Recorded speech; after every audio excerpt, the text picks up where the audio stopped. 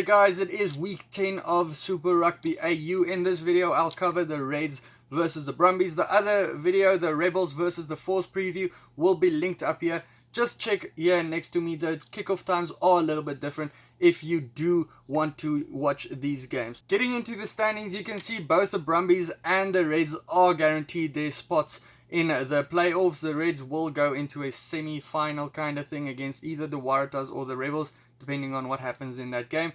So this game, there's no real point to this game. It's just a game of the two top teams. The game is being played at Suncorp Stadium in Brisbane, so Reds territory, overcast clouds. It's pretty warm actually, not too windy. Nick Berry being the referee. I think we're going to see a little bit of running rugby in this game. We can see the history is in the favour of the Brumbies. The sides are a lot stronger than I expected. I did think we'll probably see two second string teams going up against each other this week, with this game not meaning much in terms of the log and the playoffs.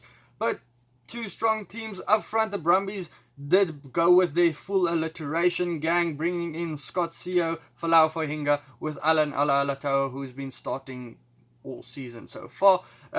Will they have the upper hand because the Reds front row has been just as strong? In the hookers, BPA and FF, or Brandon Paenga Amosa and Falau Fahinga, both of them love scoring their maul tries. So who's going to score more tries in this one? One of them is going to score at least one try. I can guarantee you that. I would like to see who scores more.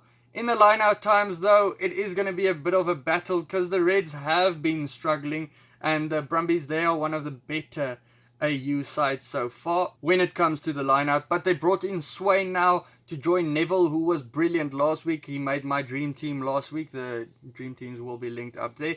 The loose forward trio for the Reds, I've said, is the team to beat. They are the benchmark in Australia. The Brumbies did make a pretty strong statement with bringing in Valentini. He's joined by Miller, who was brilliant last week.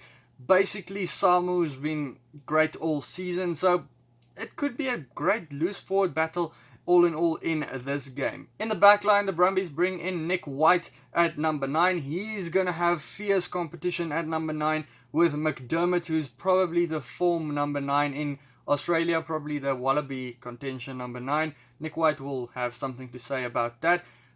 In the number 10s, James O'Connor and Quinzel will be an interesting battle.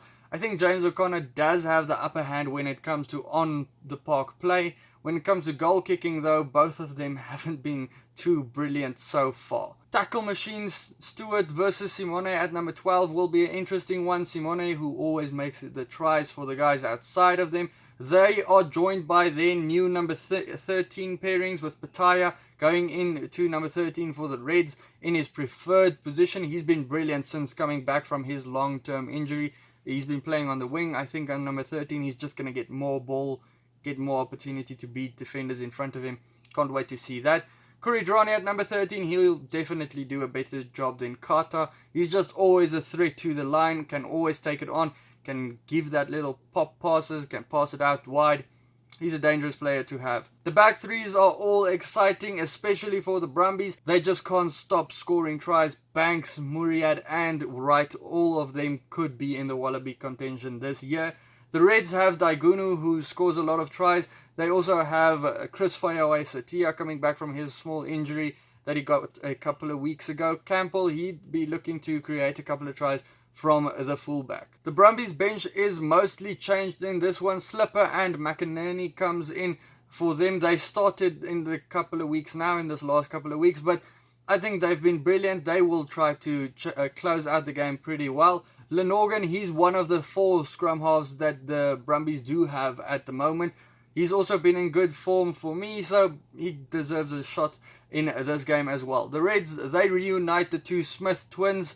One of them was at the Rebels in this last season, so good to see them back together again. Scott Young, Paisami, they are the two actual guys standing out for the Reds at the moment that could change the game or bring some energy to the game. Further than that, the other guys on the bench, I can't really see as game changers. The prediction in this game is a pretty close one. Last time out, it was a very close game with the Brumbies just winning by 2 points.